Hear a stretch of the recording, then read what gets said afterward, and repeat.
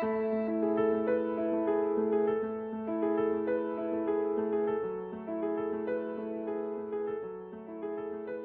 and gentlemen, it's a great pleasure for me to be with you here this afternoon. As I've indicated, I'm not going to be too long. The title of my talk is very, very simple. An employee with a vision on a mission. You may begin to wonder, where did I get this and how relevant is it to you? Let me explain. Your lifespan with your employer has got a limit. But when you live here and continue with your life, you will still need the experience that you had with your employer to help you carry on. And right there, I need to indicate, and then I hope I did last time, forget about retirement. Retirement is unscriptural. There is nowhere in the scriptures where God there says, thou shalt retire.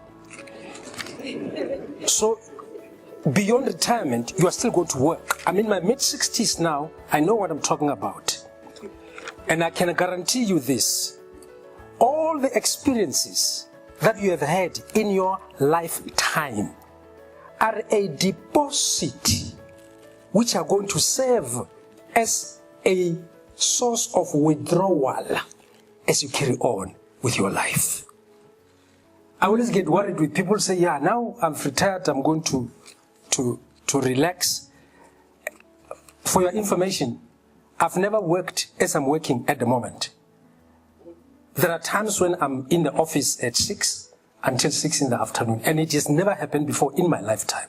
And I never thought that at 65 I could do that.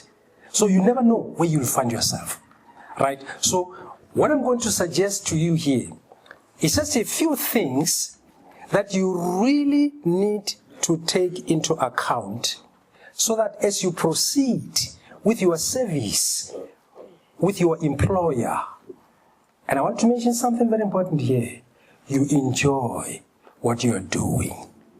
So my responsibility is to inject a little bit of excitement, of enthusiasm, of commitment,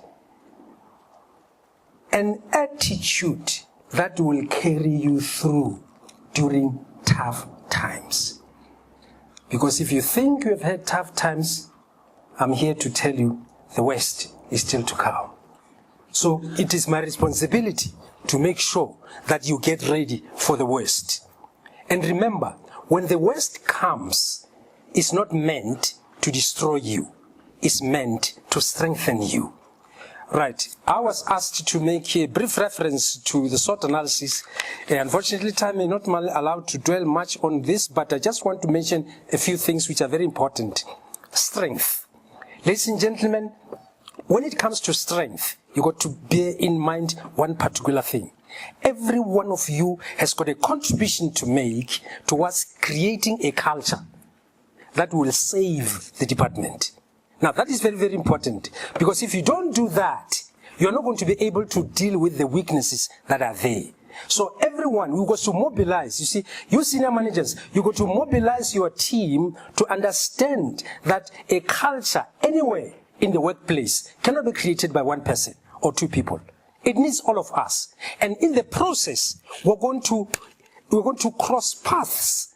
And in some instances, we're going to differ so radically that emotions can run high. That is normal. Let the emotions run high. Anyway, they will always come down. Right? But the bottom line is this. What happens in the meantime? We're learning something. We're learning.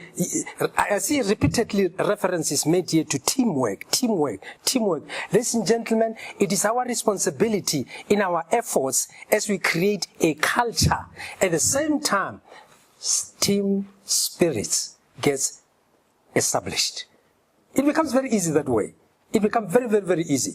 But I can assure you, every one of you here has got a responsibility. Ladies and gentlemen, it's very easy to dodge responsibilities, but it is not easy to dodge the consequences of dodging responsibilities. Right. Now, I was so particularly impressed by one senior manager in the office of the Premier. People were trying to hijack, I would use the word hijack. There was an event that was going to take place, and then they wanted me to come in, and as you normally know, requiring free service, in the hope that you know what I'm talking about. And then one senior manager was listening when these guys were trying to persuade me. And then I said to him, what do you say? And listen to the response. Oh, it impressed me. He says, I have a responsibility to protect my brand. So I wouldn't get involved in these kinds of arrangements. That was powerful, eh? I patted him on the shoulder. In fact, I'm owing him a book to donate. Ladies and gentlemen, strength is needed in what we're doing so that we don't become demoralized. It's very easy when the challenges mount, and they are going to mount. Ladies and gentlemen, you're still going to have more challenges. I can guarantee this. You are still going to have more frustrations. You are still going to have more difficulties. You are still going to have more problems. But guess what? You need them. Because without them, you don't grow. You don't develop. You remain the same. Last time I think I did mention this. It's possible to remain the same for 19 years. Same department, same language, same lunch. It's possible. You see, and once you are trapped in that cocoon, you are adding no value to the department. And then these are people who always say, no, my days are over. They are not over. If they were over, you would be gone. Or else ask to be released. I'm not treading on your toes. I'm stating the facts. Ladies and gentlemen, I'm one person who prefers, you see, the nature of the business I'm in here requires sometimes that I call a spade and not an agricultural implement. Opportunities will present themselves, but they need people who are ready to embrace them without suspicion.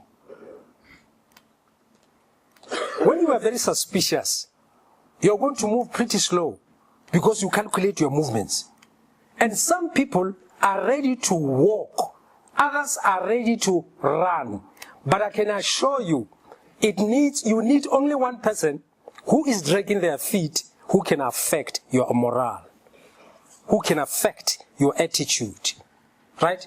Now, if an opportunity comes, I always say this, and this is very true, an opportunity will always drop on your lap if you have your lap where opportunities drop.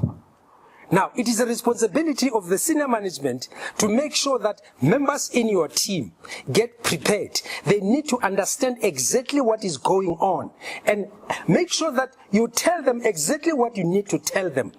And ladies and gentlemen, when you exercise authority, you cannot be apologetic at the same time, because the followers will notice that and they will take advantage of that. And guess what is going to happen eventually? Instead of remaining followers to be led, they become resources to be managed. And then you have a big challenge. Now, you've got to make sure that a computer is functioning properly, the printer is still where it's supposed to do, and here is somebody who is added to the list as a resource. That can frustrate. Honestly, that can arrest your development. You won't grow. You won't develop. You'll keep on counting the years, and don't do that. Don't count the years. Don't count the years. Forget about when you are going to go. No. We are concerned about what we are doing now. That is what is important. As a result, I would say, if somebody were to ask me, what is it that you're really talking about, to give my topic another topic would be simple subtopic: to help employees create a lifestyle that is in alignment with the expectations of the employer. Does it make sense? Yes. There are certain expectations on which the employer will not compromise. Now, for you to avoid conflict, your agenda, and this is a personal advice, I always say this, and this is very true. Every day when you enter the premises, leave your agenda, personal agenda, at the gate, at the entrance. And this I remember very well. I mentioned it to the office of the Premier when Mr. Ramatlodi was still, Advocate Ramatlodi was still the Premier. I said to them, ladies and gentlemen, if there is anything that will disrupt your enjoyment, your enthusiasm in the workplace, it's your agenda. Don't bring it along. Leave it at the gate. What you need to do when you are in the workplace, perform at the peak of your abilities in order to attract your personal agenda from outside to come in, and then you can easily dictate it to it and put it where it belongs. Otherwise, it will influence your actions. It will override the agenda of your employer, and that can be very dangerous. Right. Now, ladies and gentlemen, what I want to do, because time may not allow me to get into the details that I would really want to dwell on, the principles and ideas and values and philosophies that are often characterize my talks are meant to build you up, because you never know where you'll find yourself in the next 5 years. I may quote quite a number of things about myself, but I just want to mention one thing as an example. When I was still attached to the university, editing was for me some casual thing, that I would do. Sometimes some people I would turn them away. I did not treat it serious. I got a shock of my life in the few months ago that people want to overload me with so much work that it can actually become a full-time job, and I stopped doing everything else. But I never saw it that way when I was still full-time. The same thing can happen with you. That is why I say, if you want to frustrate yourself, is to begin to imagine what you're going to do when you've retired. Forget about retirement. I want to emphasize this because we're losing a lot of valuable material. People start behaving like an old man here when you can still do a lot of work. Right? No, we don't want that. We don't want that. That is why, if you want to offend me, if you want to offend me, it's very easy. Call me a pensioner. Then you will know that my diminutive build can become something else. Right. I want to emphasize this. Fostering a culture that values ongoing learning. Ladies and gentlemen, I'm touching on something very important here. I get very worried when some people don't take reading, personal reading program, seriously. Ladies and gentlemen, this is very important. And I'm proud to say your head of department here is taking the lead in that. Right? He's taking private reading. I delivered 5 books with him. I said to him, let them go. And then the 2 of them together with Naki. He bought 2 copies. He bought 3. And then I've got Mr. Naidu. What is he? Mr. Naidu bought 3 as well. Ladies and gentlemen, reading will make you a man. And men there has nothing to do with gender. Right? Reading will make you something else. If you don't believe me, listen to what my friend Bill Gates says. Bill Gates, I quote him, he's here. It is pretty unlikely that people will become knowledgeable without being excellent readers.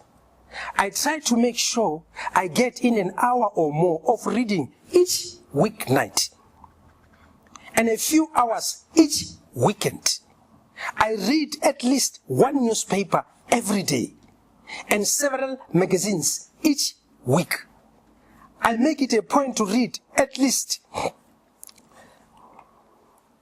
every newspaper and magazine from cover to cover because it broadens my interest. If I read only what intrigues me, such as science section and subset of business section, then I finish the magazine the same person I was before I started. Listen to this. So I read it all. Get into the habit of reading, ladies and gentlemen. Get into the habit of reading. You grow in that way. And here is what I like about it. The greatest benefit that you will derive from exposing yourself to ideas, values, and philosophies from reading. Here it is. Your level of creativity, the bar will rise. You will come up with solutions to problems that people never thought could be handled. Cultivate the culture of reading. Our former president, President Thabo Mbeki, has got something, I think I put it on Facebook. He said he has always prayed that he would find time to address the calamitous retreat of South Africans from the habit of thinking. That may offend some people, but when I saw it, it got my attention. A retreat from the habit of thinking. Ladies and gentlemen, something that will keep you inspired, that you begin to think about the challenges that you have in the department, is when you have cultivated a habit of reading. Go for that, ladies and gentlemen. Go for that. This is completely connected to the philosophy of continuous improvement. We cannot speak of continuous improvement if we are not reading. We cannot. It's just, it won't work. As I draw towards my conclusion, I want to leave you with the following 5 questions, which are very, very, very, very important, which will go a long way towards helping you to grow and develop and enjoy your stay in the workplace. And here is the truth of the matter. You will never enjoy your stay in the workplace if you are not making a contribution. And your contribution does not have to come in huge piles of documents. No. Just an idea. You know, one idea can keep the whole team thinking the whole week. That is what we want. Now, the very first question, which is very, very important, is the following. Are you teachable? Ask yourself that question. Am I teachable? I was in one department, I was just greeted by a spirit of being unteachable as I walked in. Ladies and gentlemen, if you are unteachable, here is the danger. You attract arrogance. And arrogance is a disease that makes everybody sick except the one who has it. An arrogant person, there's nothing to learn from them. They just want to demonstrate their anger. They want to demonstrate how they can defy orders and all those kinds of things. And they waste our time. So you got to hold a meeting with yourself. Am I really teachable? If I'm taught something, do I willingly welcome what I'm being taught? And remember, that is not only to your benefit alone, it's for the benefit of all of us. The next question, very simple. Do I believe that things will change for the better? You've got to believe that. Ladies and gentlemen, you can't come around here and spend 2 days and still go back and say, well, we'll see as time goes on. Again, you speak like an old man, and you are not yet an old man. Keep quiet. In your mind, always say this, have this. There's something coming. If somebody asks you, how did the workshop go? Oh, there's something coming. And you know how you should conclude it? Simply say, I'm destined for great things. And that's very true. Every one of you here, you're destined for great things. Don't worry about the promotion. No. God, behind the scenes, He's busy preparing you for your promotion. Nobody's going to stop you. Not one person will stop you. Stop carrying a sheep on the back in the middle of the night. Just do what you are supposed to do.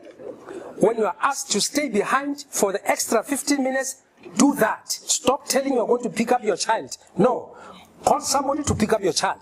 And stay in the office, continue with your work. The next question. What makes the workplace tick? And how can I make a contribution? That's a powerful question. What makes the workplace tick? Now here the management has got a responsibility. You got, especially for the newly employed, you got to get them into grips with what makes the Department of Public Works tick. They've got to get that. In fact, here I would insist, within the first month, in fact, before they receive their first pay, let them have their finger on the pulse of the department. And you can check that very easily. by posing questions to them. Right? By the time he receives his first income, then he knows this is the direction in which we're going. And then on their own, without even telling you, they will begin to declare that I'm in it. You know, it excites me when a newly employed person says, I'm in it. Yes, this is the direction in which we're going. And you'll be super surprised. Well, it may not be all of them, because remember, these youngsters are faced with huge challenges as well. Right now, I'm dealing with one company of a close relation of mine, because I'm worried about the way wild entertainment is overwhelming the youth. The youth, they just want to be entertained. All the time. I was so shocked. I went to one institution, higher institution of learning. There was a loud music coming out. Guess from where? From the library. I said, no. Before I'm going to attend my meeting, let me address this one. And I went in the direction because I saw the board. And then I asked an official there, what's going on here? He says, no, you remember, this is the day for world reading, where we are promoting reading. I said, no, but I can't connect the reading with the music. He says, no, what can we do? This is the only way we can attract them to come over here. I was so disappointed. There was nothing I could do about it. The next question.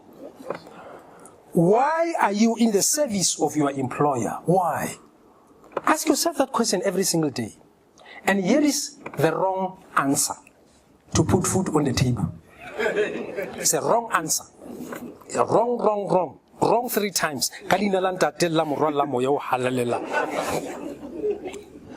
Ladies and gentlemen, you are in the workplace to discover. Oh, I like this one. To discover the abilities that you have, that you can connect with the responsibilities that you are given. And the workplace is the only place where you can discover this. I mean, there's no way you can discover your abilities at a funeral service.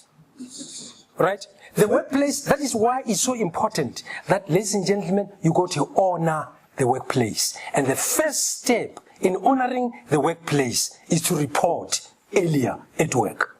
10, 15 minutes, 20 minutes earlier at work. Some people will be making derogatory remarks and say, perhaps, but they promised you a post. Say, okay, no problem. If I promise a post, no problem. But here's my point. To love what you do and know that it matters. That discovery, ladies and gentlemen, is not going to come easy. It's going to come with you willing to sacrifice, willing to go the second mile, not the first mile. The first mile is the extra mile. I don't like the extra mile because there you still have a lot of people. Go the second mile, where it's just the 2 and 3 of you, and then you pull up the rest. In that way, ladies and gentlemen, I tell you, you will be moving in the direction in which the heavens have no choice but to release a promotion. And remember, your promotion does not necessarily come in the employment only.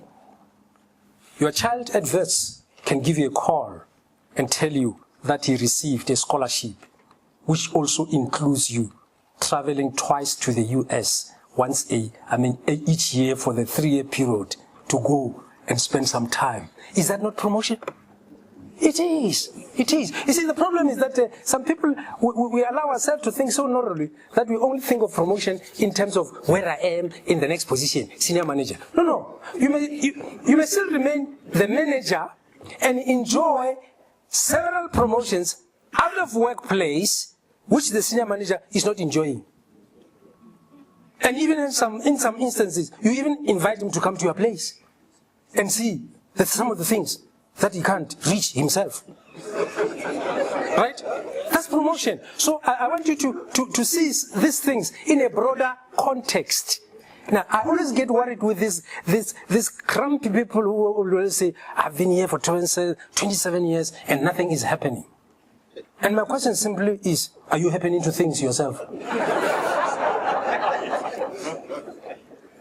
Ladies and gentlemen, I hope we are together here.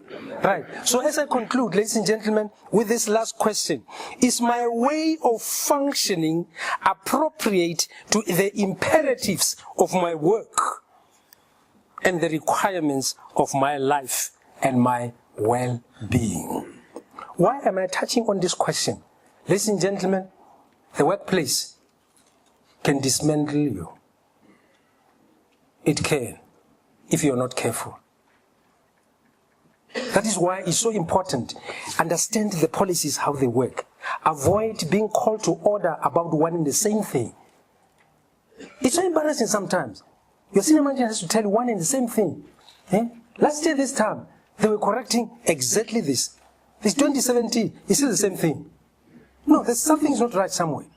Right? So your well-being cannot only be catered for outside your workplace. In fact, your real well-being needs more attention in the workplace, because that is where you spend most of your time. Right? So ladies and gentlemen, I think I've said a mouthful, and I believe that from now on, you're going to work very hard, handle the threats in the workplace properly. Don't see them in terms of getting you out of where you are, right? There is no need for legal advice. The threats are there to build you up. Embrace them with the right perspective. If you do that, you will go far. Thank you for listening to me.